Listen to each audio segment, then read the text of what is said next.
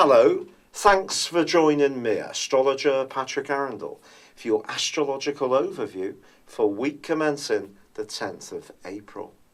This week begins with the Sun and Jupiter broadly in an opposition still. This can create a sense of exuberance and optimism, and this is going to be a week that potentially can be very exciting.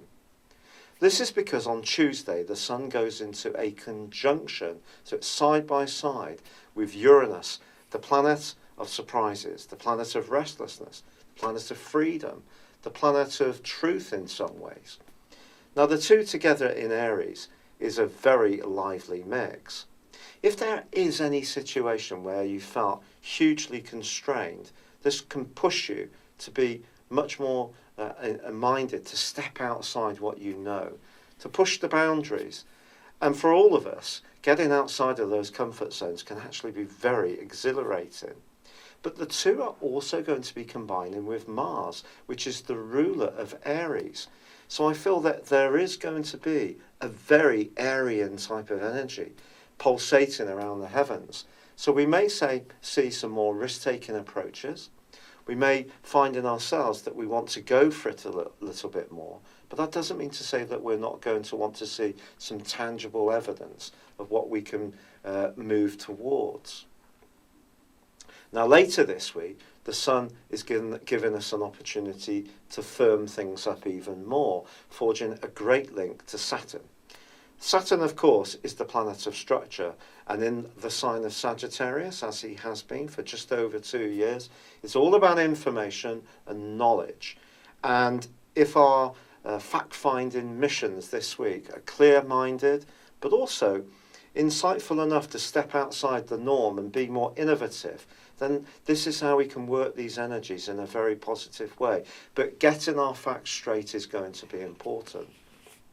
However, Mercury does continue to twist backwards in the sign of Taurus, which means that when we handle resources or buy anything, we just need to be very vigilant that everything is working smoothly and not make any assumptions in this area. And Venus, the planet of love, does continue to clash with Saturn. This is a difficult aspect. It does go on pretty well to the end of the month.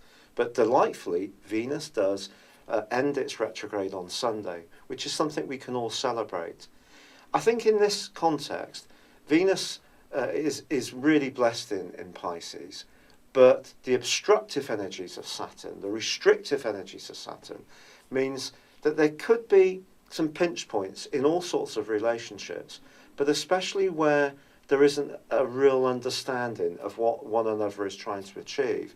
So if one of you is very much a risk taker and wants to run with ideas and is full of excitement, and the other one is thinking more about getting the shopping paid for in a really cost-effective way, that type of thing could cause some tensions. Then again, it could be in a business partnership, or it could just be someone you encounter maybe more censorious and not so friendly and welcoming of points of view as we would like.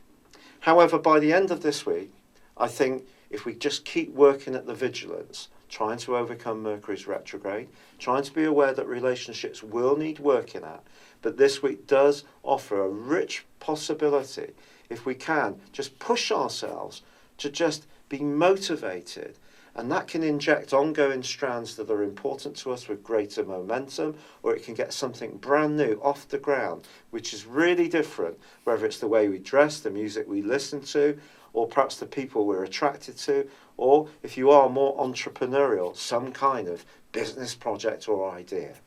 It's been a real pleasure being with you. Thank you for joining me. Good luck, and goodbye for now.